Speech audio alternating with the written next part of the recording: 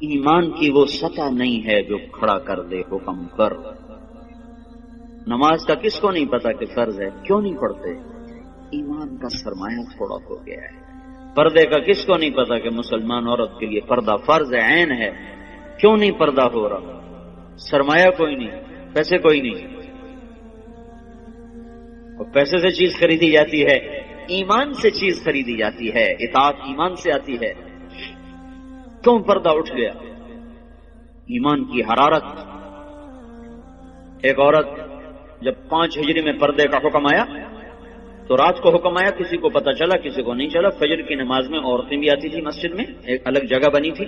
جب ایک خاتون آئی، دیکھا تو ساری عورتیں پردے میں چادروں میں چھپی، پتہ نہیں کیا ہوا۔ کہنے کی تجھے خبر نہیں رات کو پردے کا حکم آ گیا؟ کہ اچھا مجھے تو کوئی پتہ نہیں تھا، رات کو اللہ نے کہہ دیا ہے۔ تو انہوں نے اسی وقت نماز کے بعد ایک بچے کو بھیجا، کہا جاؤ بیٹا میرے گھر سے چادر لے کے آؤ۔ وہ بچہ گیا، گھر سے چادر لے کر آیا، پھر چھپ چھپا کے چہرے کے چھپا کے جب گھر پہنچی تو ان کے خامد نے فرمایا جب تمہیں پتہ ہی وہاں جا کے چلا تھا تو اس تکلف کی کیا ضرورت تھی، یہیں آ کے شروع کر دیتی۔ تو فرمانے لگی اللہ کے حکم کا پتہ چلنے کے بعد میری جرت نہ ہوئی کہ ایک قدم بھی اس کی مرضی کے خلاف اٹھاؤں۔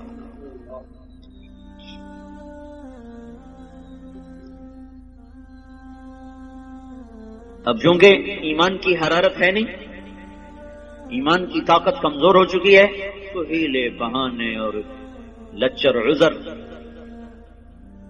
حضرت فاطمہ رضی اللہ تعالیٰ عنہ کا انتقال ہونے لگا تو اپنی خادمہ سے کہا، حضرت علی موقع پر موجود نہیں، کہا کہ غسل کا پانی رکھا، پانی رکھا، انہوں نے غسل فرمایا کہ میرا فلاں جوڑا نکالا، کا چارپائی میری بیچ میں تھا، انہوں نے کمرے کے بیچ میں چارپائی کر دی، ایسے لیٹی قبلے کی طرف منہ کر کے کہنے لگی میں مرنے لگی ہوں، علی سے کہنا میرا غسل ہو چکا ہے، میرا کوئی کندھا بھی نہ ننگا کرے، میرا کوئی نہ سطر کھولے، میں نہا چکی ہوں، میرا غسل ہو چکا ہے۔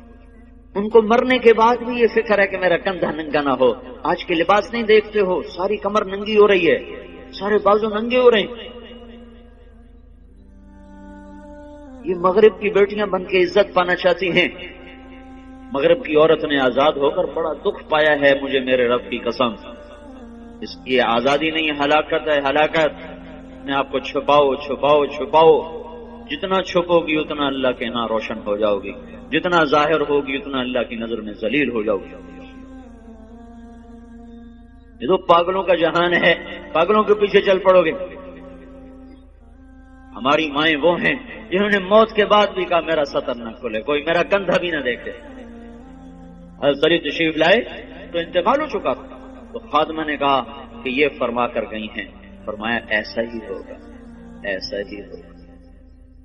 اسی طرح جنازہ اٹھایا گیا، اور پھر اس سے کچھ دن پہلے کی بات ہے، اسماء بنت امیس سے کہنے لگی میری میت کا کوئی ایسا انتظام کرو کہ کسی کو پتہ بھی نہ چلے میرا قد کیسا، میرا جسم کیسا۔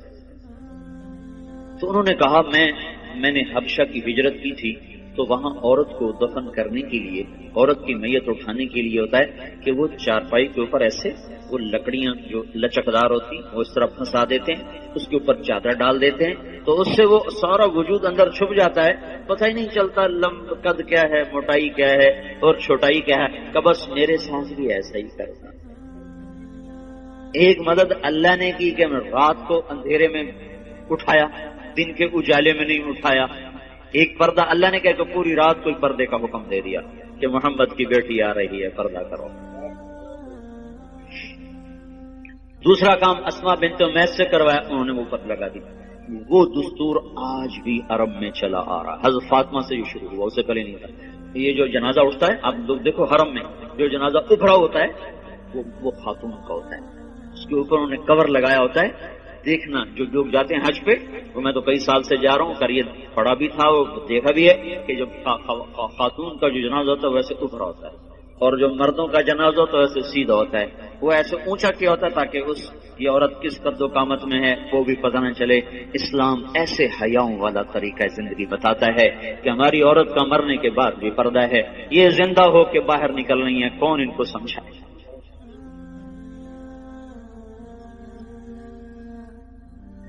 ہاں ہائے، تبلیغ اسی زندگی کو سیکھنے کا کام ہے، یہ پاک زندگی ہے، پاکیزہ زندگی، اس کو لے کے در در گھر گھر پھرنا، لوگوں کی خیر خواہی میں، ان کو اللہ کے ساتھ جوڑنے میں، دھکے کھانا، لوگوں کی منتیں کر کے ان کو اللہ رسول کی ترتیب زندگی سمجھانا بتانا، یہ ہے تبلیغ کا کام۔ اس کے لیے ہم عورتوں کو بھی نکالتے ہیں، مردوں کو بھی نکال دو، بھائی سیکھو سیکھو۔ اوپر سے ہواؤں کا تیور بدلا ہوا ہے، پانی بکھر چکا ہے، زمین بے لگام ہونے کا ہے، سمندر اچھل اچھل کے اپنے غصے کا اظہار کر رہے ہیں، اللہ تعالیٰ کی طرف سے نشانیاں ظاہر ہو رہی ہیں کہ یا سیدھے ہو جاؤ یا پانی کی لگام کھل سکتی ہے، یا زمین اپنی کروٹ بدل سکتی ہے، یا ہواؤں کی لگام ڈھیلی ہو سکتی ہے، یا چاند سورج کی گردش وہ ہمارے خلاف چل سکتی ہے، اور کوئی اللہ لاؤڈ اسپیکر لگا کے بتائے گا کہ بس کرو، ختم کرو، باز آ جاؤ۔ انہی چیزوں سے اللہ بتائے گا کہ لوٹ آؤ لوٹ آؤ لوٹ آؤ لوٹ آؤ۔ اس لیے بھائیو بہنوں، توبہ کرو اللہ کے دربار میں، مانگو اللہ سے معافیاں، اور اپنی زندگی کو اللہ اس کے رسول کی پاکیزہ ترتیب میں لاؤ اور ڈھالو، اس کو نکل کے سیکھو، گھروں میں اس کی فضا بناؤ، بچوں کو لے کے بیٹھو، ان کو آخرت بتاؤ، جنت بتاؤ، جہنم بتاؤ۔ آج کا ماں باپ بڑا ظالم ہے کہ 2-3 سال کے بچے کو اسکول کے حوالے کر دیتے، اور مائیں فارغ، باپ فارغ، باپ کاروبار میں، میں اپنے بناؤ سنگار میں۔ آج کی ماں نے جو کرنا تھا وہ تو کر نہیں رہی۔ اللہ نے اس کے ذمہ خامد کی روٹی نہیں لگائی، خامد کے ماں باپ کی خدمت نہیں لگا، وہ کرے تو اس کی نیکی ہے، وہ کرنا چاہیے، لیکن اگر وہ نہ کرے تو اس عورت کو نافرمان عورت نہیں کہا جا سکتا۔ تو پھر اس کے ذمہ کام کیا ہے؟ تھکا دینے والا، کھلا دینے والا، جوڑ درد سے پکار اٹھے، وہ کیا ہے؟ نسل کو تیار کرنا۔ یہ اتنا اوکھا کام ہے کہ دانت کے تلے پسینہ آ جائے۔ جو مائیں کرتی نہیں ہے، وہ اپنی طرح جنگل کے پودے کی طرح جوان ہوتے ہیں، جوانوں جب ایسے آنکھ دکھاتے ہیں تو پھر ماؤں کے کلیجے پاڑتے ہیں۔ جب بیٹی آگے سے بولتی ہے تو ماؤں کی راتوں کی نیند اڑتی ہے، اسے سمجھایا کب تھا، اسے ٹائم کب دیا تھا، بچوں کے ساتھ کب بیٹھے تھے۔ مدرسہ تربیت کی جگہ نہیں ہے، نہ خانقاہ تربیت کی جگہ ہے، نہ تبلیغ تربیت کی جگہ ہے۔ سب سے بڑی اور سب سے طاقتور تربیت کی جگہ ماں کی گود ہے اور باپ کا سایہ ہے۔ ماں نے گود خالی کر کے ٹیوٹر کے حوالے کر، ٹیوٹر کے پیٹ سے نکلا ہے کہ تمہارے پیٹ سے نکلا ہے؟ ہاسٹل میں 11 سال کا تھا، میرے باپ نے مجھے ہاسٹل میں ڈالا۔ چھوٹے چھوٹے بچوں کو ہاسٹلوں میں دھکا دے دیا، فارغ تو وہ جنگلی جانور کی طرح اور جنگل کے کانٹے دار جھاڑی کی طرح وہ پروان چڑھتے ہیں، انہیں کیا خبر کہ ماں کیا ہے، باپ کیا ہے۔ تو اللہ کا احسان ہوا، تبلیغ کا کام چلا اور اللہ تعالیٰ نے ہمیں راہیں سجھا دی، دکھا دی۔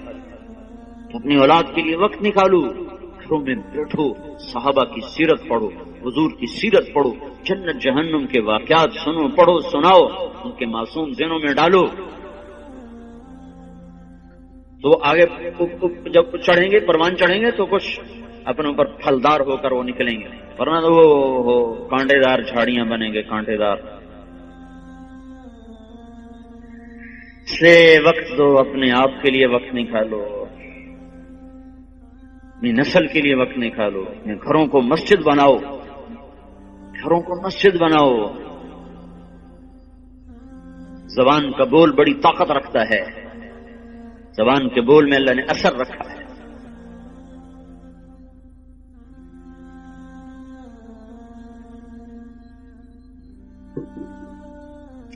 عیسائیوں نے حملہ کیا، مسلمان بادشاہ نے لشکر بھیجا،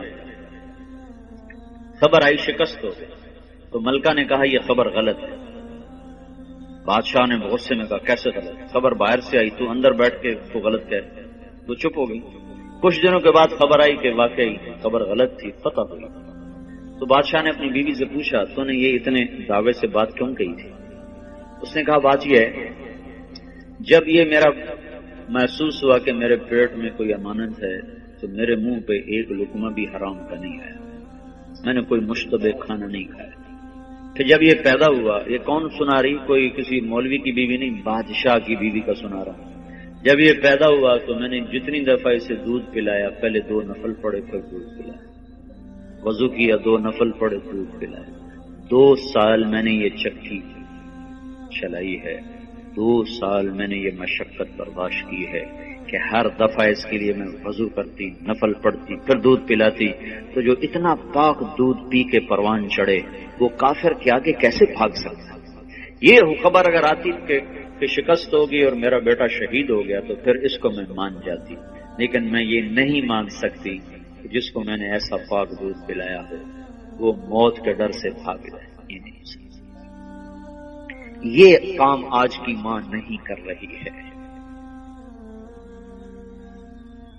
اس کا سلیقہ سیکھنے کے لیے تبلیغ میں وقت دو کہ بچوں کو کی تربیت کرنی کیسے ہے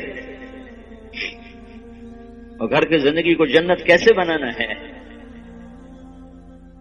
اس لیے بھائیوں بہنوں، پچھلی پہ توبہ کرو، اگلی کے لیے تیاری کرو، اپنے گھروں کو مسجد کا ماحول دو، اپنی زندگی میں پردے کو داخل کرو،